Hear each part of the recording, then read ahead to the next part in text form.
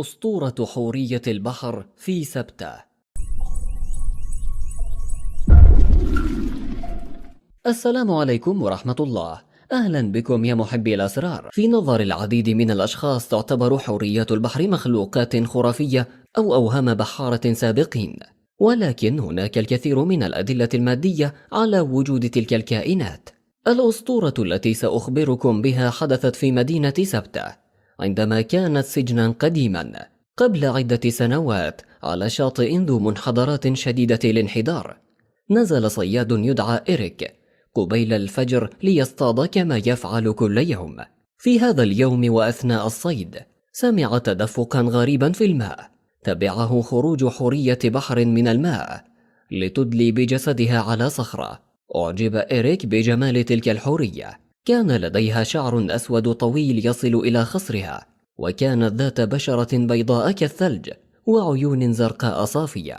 أغلقت حورية البحر عينيها وبدأت في الغناء بصوت خافت وساحر.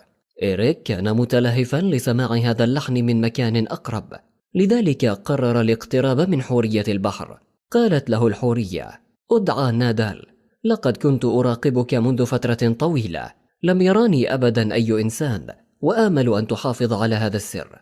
أجاب إريك: حسنا، ولكن بشرط وحيد، وهو أن تأتي هنا كل صباح لرؤيتي.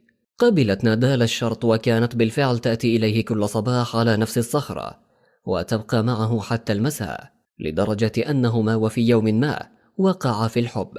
كانت تلك الصخرة شاهدة على أمسيات لا مثيل لها تحت ضوء القمر. أعطى هذان الشابان قلبهما لبعضهما البعض لدرجة الوصول إلى العشق الجامح.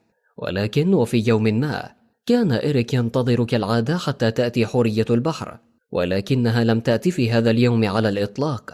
لذلك كان يذهب إريك إلى نفس الصخرة كل يوم لينتظرها حتى تأتي، ولكن دون جدوى، كما لو أن البحر ابتلعها. قرر إريك الذي انكسر قلبه أن ينتظر عند الصخرة وألا يتحرك حتى تأتي حورية البحر، لدرجة أنه مات من الجوع في انتظار محبوبته نادال.